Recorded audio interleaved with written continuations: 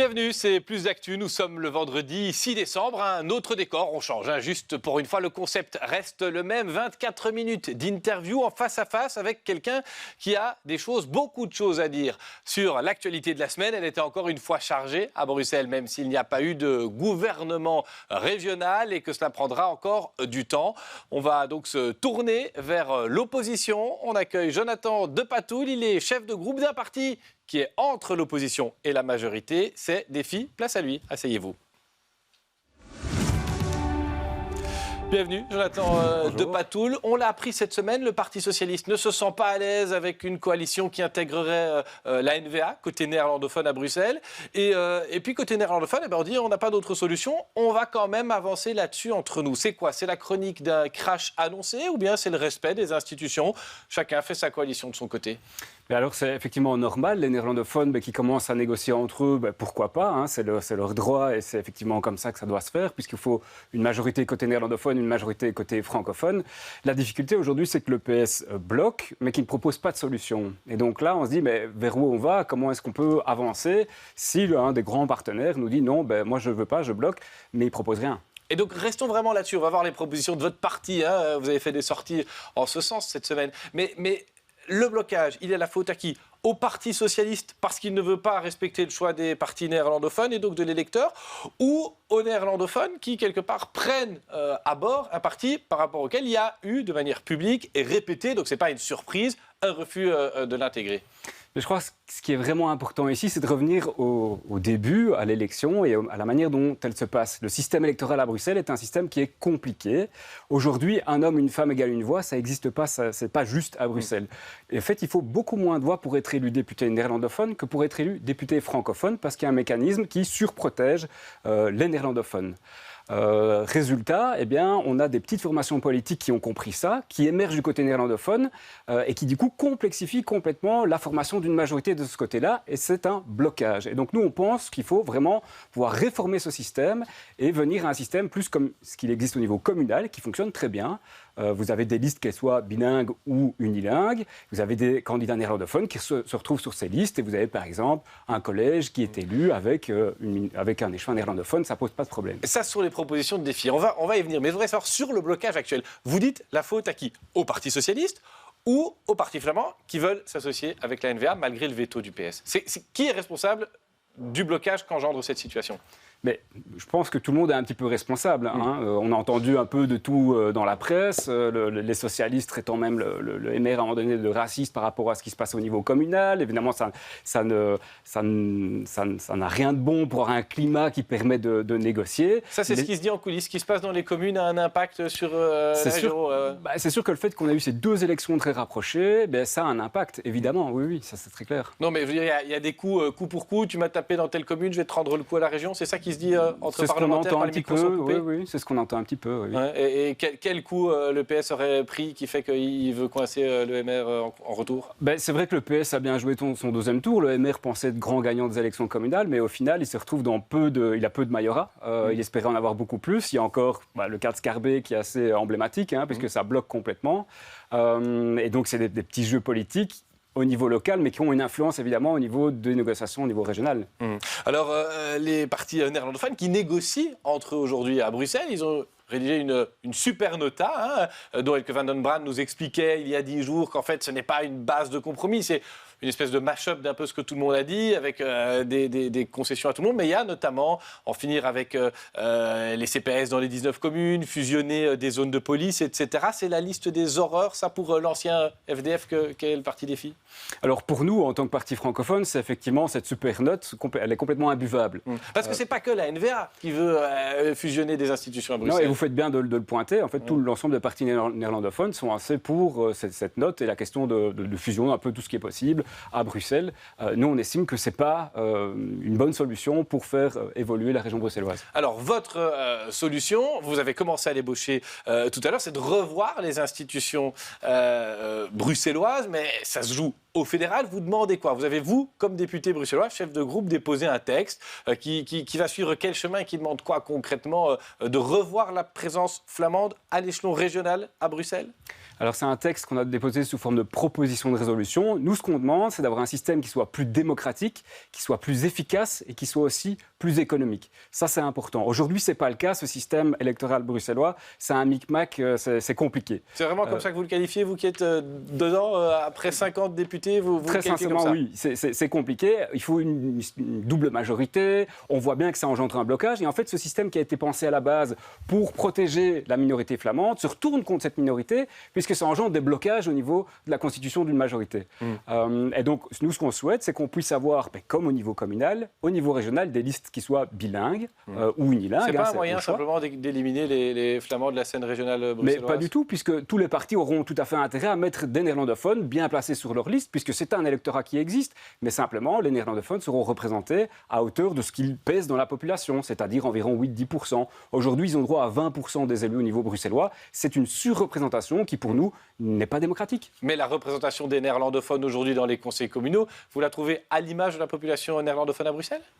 Elle correspond plus ou moins effectivement à ce qui existe au niveau. Parce qu'il y a des communes où il y a des néerlandophones et ils n'ont pas de conseiller communal néerlandophone, ils peinent à trouver un échevin surnuméraire et donc perdent des subsides là-dessus. Donc il y a quand même quelque part une disparition des Flamands de Bruxelles de la carte politique. Alors moi je suis certain que les partis auront besoin et auront intérêt à mettre des néerlandophones bien placés sur leur liste parce que ça reste un électorat qui est quand même de 8 à 10%, qui est quand même un électorat important à Bruxelles aussi. Et donc selon vos calculs, il faudrait passer de 89 à 60 députés, donc vous retirez un tiers des députés bruxellois, plus de garantie de représentation pour les 17 néerlandophones. Le Parlement bruxellois peut fonctionner avec un tiers de parlementaires en moins ? Alors bien sûr, tout le monde nous dit toujours on a trop de députés en Belgique. Et nous ici on propose, on vient donc dans le cadre d'une réforme des institutions bruxelloises, on vient aussi avec cette question-là, ce projet-là, de dire passons de 89 à 60 députés, parce que c'est vrai que 89 députés pour une région bruxelloise d'1 million et des d'habitants, c'est beaucoup. Et donc oui, très sincèrement, on peut fonctionner à 60 députés. Il n'y aura pas de problème pour la gestion du Parlement au niveau bruxellois. Et pour ça, vous préconisez aussi qu'on mette fin à la double majorité pour nommer les ministres. De nouveau, les francophones pourraient décider de tout seuls en région bruxelloise, comme ils l'ont fait pour la Lèze notamment. Mais c'est ce problème de double majorité qui, aujourd'hui, est source de blocage. Et donc, oui, nous, on propose de mettre fin à ce double système, mais on peut avoir des garanties comme on y a au niveau communal. On peut avoir la garantie d'avoir un échevin néerlandophone. On peut imaginer des mécanismes. Il n'y a aucun souci avec ça pour avoir aussi une représentation garantie néerlandophone au niveau du gouvernement. Tout à fait d'accord avec ça. Bon, vous avez déposé ça dans une proposition de résolution. D'abord, quel calendrier vous voyez pour cette prise en considération, pour ce éventuel débat, vote ? Alors, elle a été prise en considération au niveau du Parlement. Maintenant, elle est renvoyée au niveau de la Commission. Et de ce qui a été dit quand on en a discuté, ce serait plutôt pour le début 2025, où on pourrait avoir un débat sur le sujet et alors un vote. Moi, ce que je remarque, c'est que tous les partis francophones, le MR, les engagés, le PS et maintenant Écolo, nous disent en fait, le système ne va pas, il faut réformer le système. Donc on les attend. Ouvert une porte en ce sens cette semaine. Eux, ils disent tout ça dans la presse. Nous, on agit au niveau du Parlement, on dépose un texte. Parlons-en au niveau du Parlement, c'est là que les choses doivent se décider. Si ce n'est que ce sera pour une résolution, alors que si vraiment on veut revoir les institutions bruxelloises, le nombre, les garanties de protection des néerlandophones, ça doit se jouer au fédéral. Alors vous avez quel argument pour convaincre les Flamands, parce qu'il faudrait une majorité, c'est une loi spéciale dans chaque groupe linguistique, vous allez dire quoi vous, Jonathan de Patou, le député bruxellois défi à la NVA, au Vlaams Belang, aux autres partis, l'Open VLD, pour attirer leur voix à cette réforme bruxelloise? Alors les partis néerlandophones, c'est les premiers à nous dire qu'il faut simplifier la région bruxelloise, qu'il faut la rendre plus efficace, que ça doit être plus juste, qu'il faut que ce soit plus économique. Nous, ce qu'on propose avec cette réforme, c'est tout ça à la fois. C'est d'avoir une région bruxelloise qui soit plus démocratique, parce que très sincèrement, aujourd'hui, une voix d'un francophone vaut moins que la voix d'un néerlandophone. Est-ce que c'est normal? Eh bien non. Que ce soit plus efficace. Et en fait, tout ce système, ça coûte aussi de l'argent aux contribuables. Si on le simplifie, on fait des économies. On pourrait faire une espèce de troc. Les Flamands de Bruxelles, et pas que de Bruxelles d'ailleurs, veulent moins de zones de police, moins de communes, moins de protectorats locaux, on va dire ça comme ça. Et puis en contrepartie, les francophones obtiendraient qu'il y ait moins de Flamands dans les institutions bruxelloises. C'est un deal auquel défi, je répète, ancien Front démocratique des francophones pourrait adhérer? Alors je ne pense pas, parce que toute la question est de dire réussir à être le plus efficace possible. Il faut encore nous prouver que le fait d'avoir une zone de fusionner les zones de police rendrait les choses plus efficaces. Ce n'est pas ce qu'aujourd'hui le terrain nous dit, ce n'est pas ce que les policiers nous disent. Il y a une étude de l'UGent. Ils sont peut-être comme les bourgmestres, ils ont peur de perdre leur job. Mais ce qui risque de se passer, c'est qu'on va avoir une espèce de super zone au-dessus de zones qui existent déjà, et ça semble pas être l'idéal.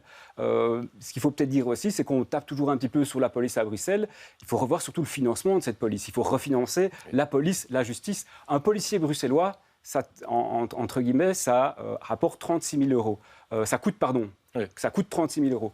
Un policier ailleurs, en Belgique, c'est environ 50 000 euros. Comment ça se fait que ça coûte des prix différents d'une région à l'autre? Eh ben parce que la police bruxelloise est sous-financée, tout simplement. Et il y a plus de besoins en termes de police à Bruxelles. Et donc commençons par rendre les moyens qu'il faut à la police bruxelloise avant de commencer à dire qu'il faut les fusionner.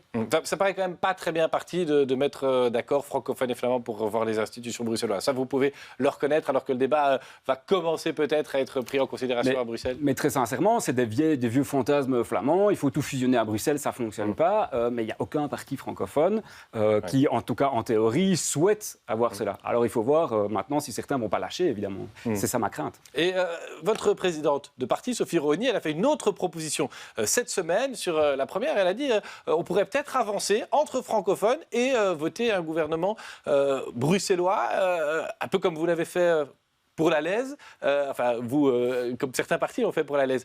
Est-ce que ça, c'est quelque chose, vous pensez, de nature à vraiment donner un gouvernement de plein exercice? Mais aujourd'hui, il y a un blocage. Et donc, nous, on vient avec une solution qui est possible. C'est prévu par la loi. On peut avancer.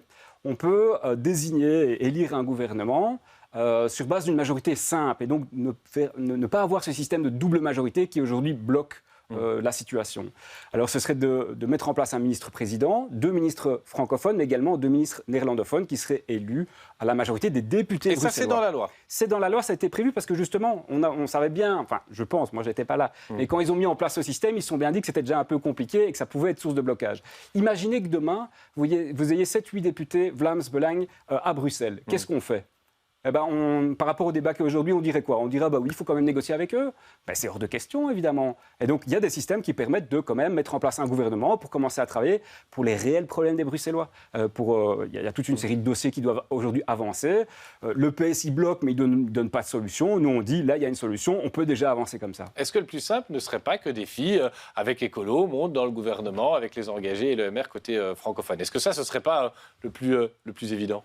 Mais alors, toutes les réflexions peuvent être sur la table, mais encore une fois, on peut tout réfléchir. Dans le système actuel, sauf à utiliser la proposition de défi, on est bloqué avec le système de double majorité. Non, mais vous pourriez dire, le PS ne veut pas monter dans une coalition parce qu'il y a la NVA en face, nous on y va avec Écolo et le MR les engagés, ça fait une majorité, ça fait 4 partis, il faut se répartir les postes. Mais c'est envisageable ça pour vous? Ou vous avez la même position que le PS par rapport à la NVA?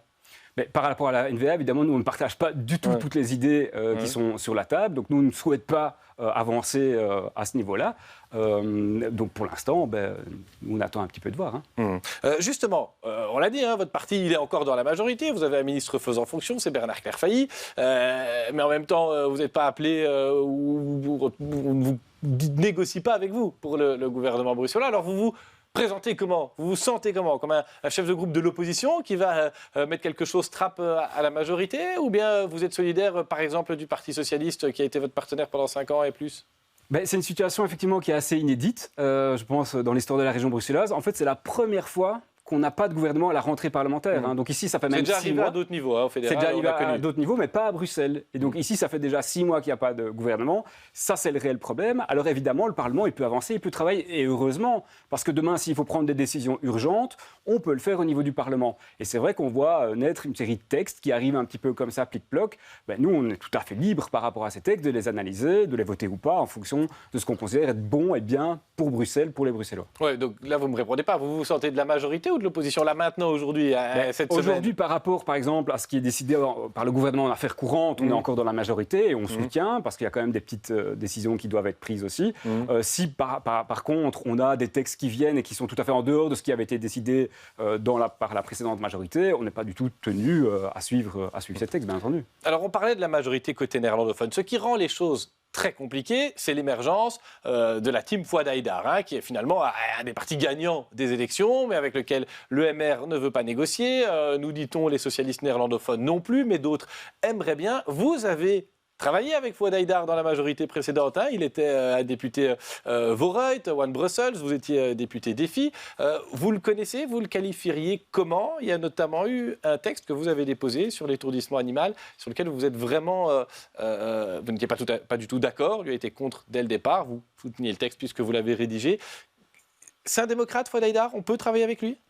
Alors, je crois qu'il faut évidemment toujours distinguer l'homme du personnage politique. Moi, je n'ai pas de souci à discuter avec M. Haïdar. C'est quelqu'un de par ailleurs sympathique. Maintenant, je ne partage pas du tout toute une série de visions politiques par rapport à certains sujets, entre autres la question de l'étourdissement des animaux lors de la bataille. Mais c'est juste une différence d'idée ou vous estimez que c'est quelqu'un qui n'est pas fréquentable, vous le mettez sur le même pied que d'autres partis qui poseraient problème, et pourquoi si oui?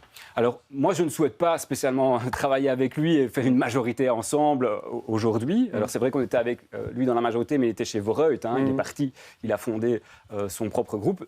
J'avoue que je ne le connais pas plus que ça. C'est un démocrate, vous pourriez un jour jusqu'à preuve du contraire, c'est un démocrate, oui. Oui. Et donc, ça ne serait pas complètement impossible pour vous que les partis néerlandophones le prennent pour remplacer... En tout cas, ils peuvent le faire. Moi, je ne le souhaite pas spécialement.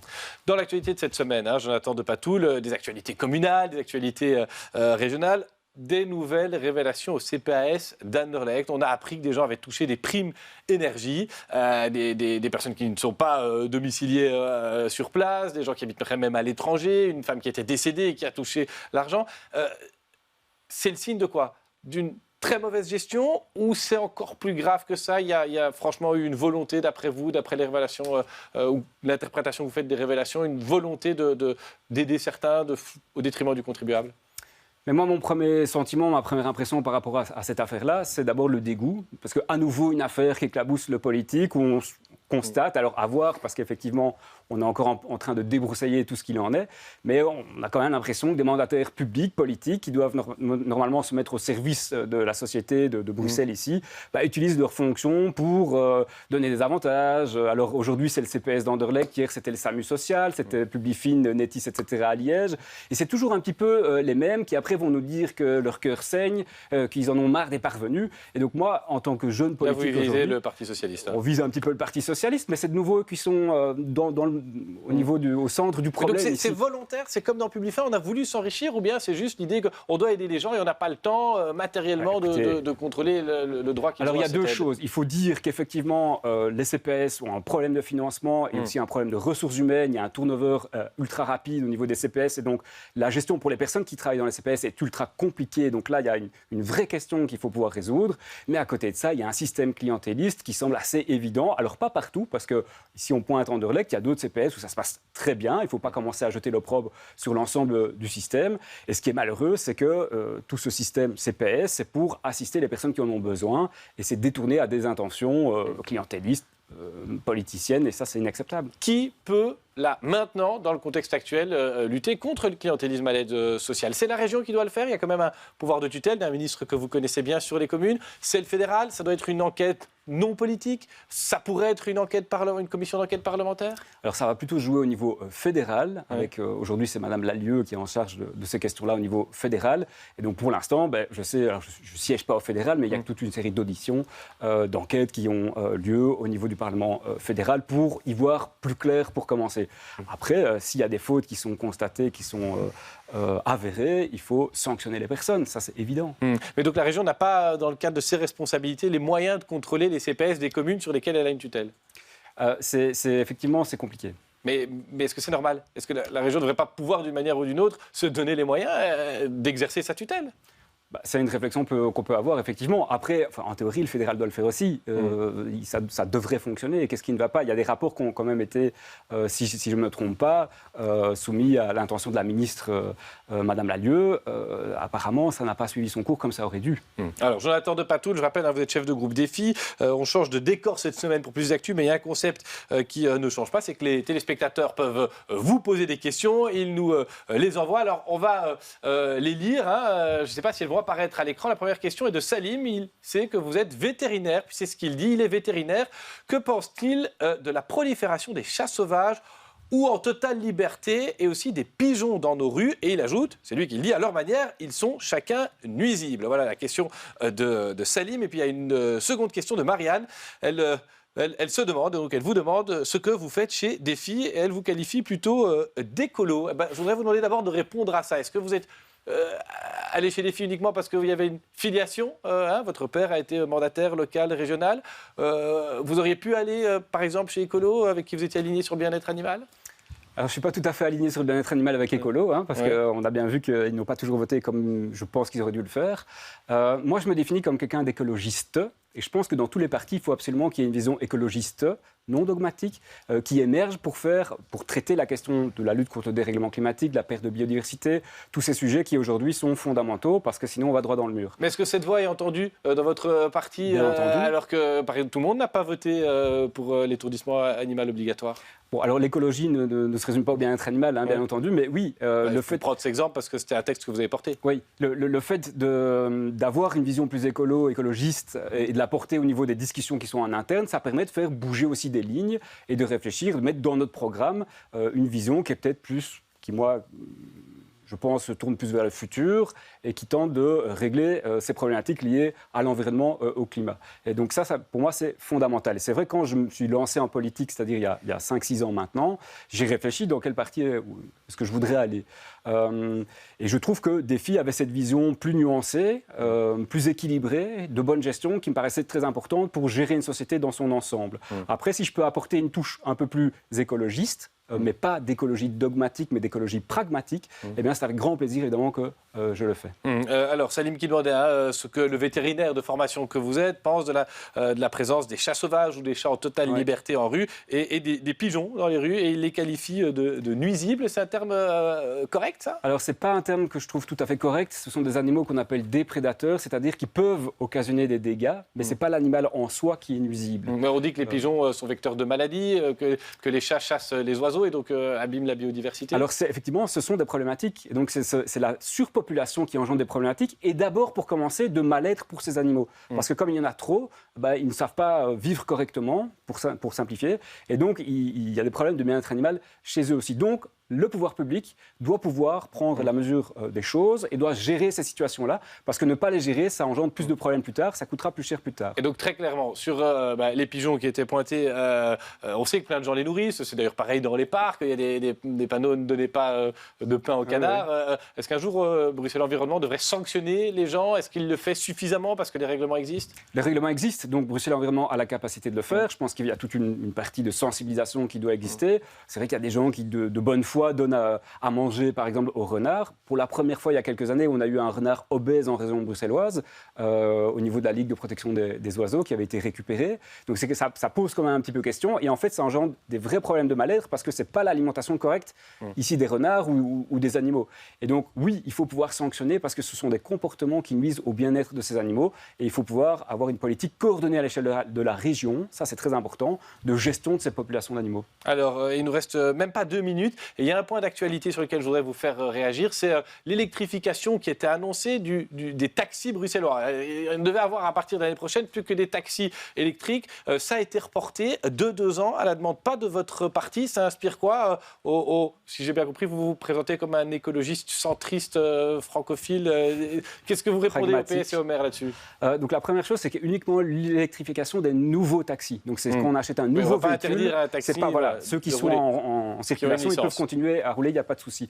On avait dit qu'il fallait, parce que les taxis sont des véhicules qui roulent beaucoup, c'est important pour Bruxelles, pour les Bruxellois, la question de la qualité de l'air, elle est fondamentale. Et donc on avait dit que s'il y a suffisamment de bornes de recharge qui existent, et donc que les taxis puissent recharger, eh bien, on aurait cette obligation pour les nouveaux véhicules. C'est reporté de 2 ans. Les socialistes et le MRA souhaitaient reporter de 2 ans. Moi, j'ai regretté que tout ça ait été fait à la va-vite. On n'a pas pu entendre les experts du rapport qui a été fourni. On nous a dit, les socialistes nous disent, mais le rapport n'est pas bon, il n'est pas bon. C'est les experts qui l'ont fait. Moi, je dis, écoutons-les en commission. Ah non, on n'a pas le temps. On le savait depuis septembre, on aurait pu organiser les choses. Et donc ça, je regrette vraiment très profondément. Et la deuxième chose, j'ai dit, mais alors pourquoi 2 ans ? S'il manque quelques bornes électriques, si vous constatez que le rapport pour vous n'est pas bon, prenons le temps en 5-6 mois.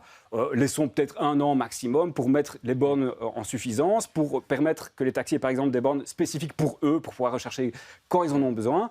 Et on n'a pas besoin de 2 ans. Et donc tout ça, ça m'inspire que ce n'est pas des politiques qui sont de bonne gestion, c'est des politiques simplement pour faire plaisir aux uns et aux autres. C'est ça votre conclusion politique, c'est que c'est une politique de cadeau à un secteur ? Peut-être qu'on avait besoin de reporter un petit peu, mais pas 2 ans. Et donc moi, je m'interroge sur la manière dont on réfléchit pour prendre des décisions politiques. On n'écoute pas les experts, on nous dit non, c'est pas juste.